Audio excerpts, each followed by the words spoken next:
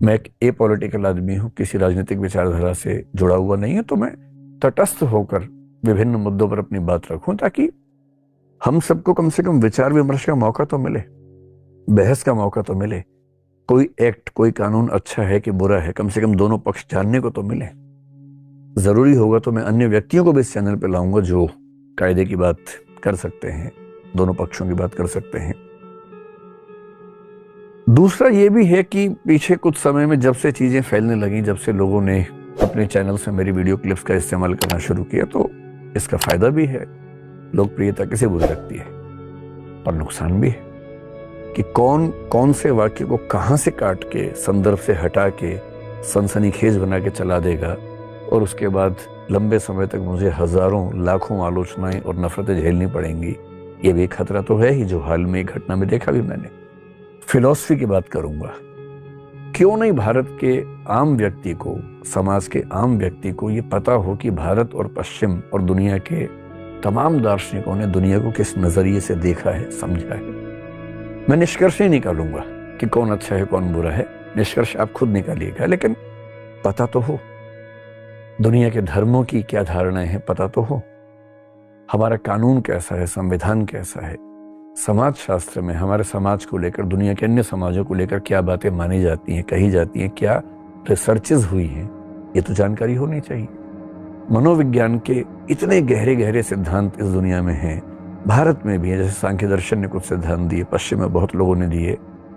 हमें पता होना चाहिए, आम भाषा में पता होना चाहिए कि क्या क्या विचार दुनिया के लोगों ने किए हैं। एक विश्वविद्यालय में जो हजारों चीजें हम पढ़ते हैं, वो सब चीजें यूट्यूब के माध्यम से आम आदमी तक क्यों नहीं पहुंच सकती हैं? और मैं अकेला व्यक्ति नहीं हूं, ऐसे और भी लोग हैं जो करते हैं। थोड़ा सा मैं भी कर सकता हूं। जिन विषयों में मेरी थोड़ी सी पकड़ है, मैं उनमें करूंगा। साहित्य है, हिंदी का साहित्य है, बाकी संस्कृत साहित्य है, अन्य साहित्य हैं, उनमें इतनी गहरी गहरी बातें कही गई हैं। वो गहरी बातें हम सबके बीच में क्यों नहीं होनी चाहिए? तो मेरी इच्छा है कि कोई लिमिट ना हो। जो समसामयिक मुद्दे हैं, जो डिबेट्स हमारे समाज में चल रही हैं, उन पर भी राय प्रस्तुत हो, और विभिन्न विषयों में जो जो बातें गहराई के स्तर पर कही जाती हैं, उन पर भी चर्चा हो। कुछ लोग कहते हैं कि पढ़ लिख के कोई राजा बनता, ऐसे गधों से दूर रहना चाहिए। यहाँ पर पढ़ लिख के राजा बनने का, यहाँ पे तो पढ़ाई लिखाई बहुत ज्यादा जरूरी है। भारत एक विश्व गुरु के तौर पे जाना जाता था। हमारे यहाँ एक से एक शिक्षक आए लोग, जो शिक्षा दिए लोग। देखिए, शिक्षक एक दीपक के समान होता है, जो खुद जल के दूसरों को रोशनी करता है। शिक्षक का काम होता है दूसरों को मार्गदर्शित देना। वो अपने शिक्षक और सड़क खुद अपने जगह पे रहते हैं, दूसरों को मंजिल तक पहुंचाते हैं। शिक्षक एक ऐसा चीज होता है जो हारना पसंद करता है अपने विद्यार्थियों से। एक बार मेरे साथ हुआ, एक मेरा स्टूडेंट था, बहुत शरारती बहुत ज्यादा था। उसका सिलेक्शन हो गया और उसका शौक था कि उसको मतलब अधिकारी बनना, तो डीएसपी हो गया था।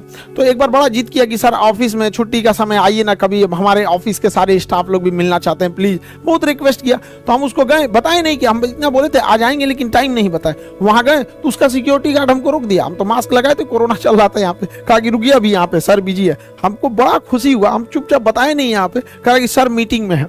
हम क्या, अच्छा रुको।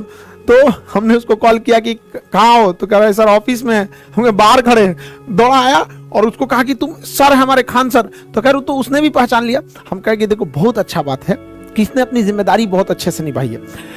तो कहने का सेंस है कि इतना खुशी हुआ हमको कि और माँ बाप और शिक्षक अपने खुद विद्यार्थियों से हारना चाहते हैं। माँ बाप आपसे हारना चाहते हैं, वो चाहते हैं कि आप उनसे भी आगे जाए। हम खुद चाहते हैं कि बाबू, आप सब लोगों से कहते हैं कि पढ़ लिख कर इतने आगे जाइए ना कि आपसे मिलने के लिए हमें आपके ऑफिस में पूछ के आना पड़े। उस दिन हमारे को लगेगा नहीं हम सफल हो गए। हम आपसे हारना चाहते हैं। जी जान लगा के पढ़ाई कीजिए, माँ बाप का, देश का, सबका नाम रोशन कीजिए। हम एक सोने की चिड़िया कहलाते थे एजुकेशन के दम पर। लोग चाइना से पढ़ने आते थे, आज चाइना कितना डेवलप हो गया है। हमारे यहाँ ह्वेनसांग, फाहियान, दुनिया भर के चाइनीज सब पढ़ने आए।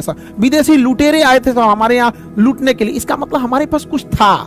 ऐसे कोई श्रीलंका में डकैती करने जाएगा, सोचो है ये नहीं है वहां पे, जो बताता है कि हमारे यहाँ कुछ था, तो लूट के ले गए। हमें वापस इस चीज को भरना है। आज के समय शिक्षा से हम इसे भर सकते हैं।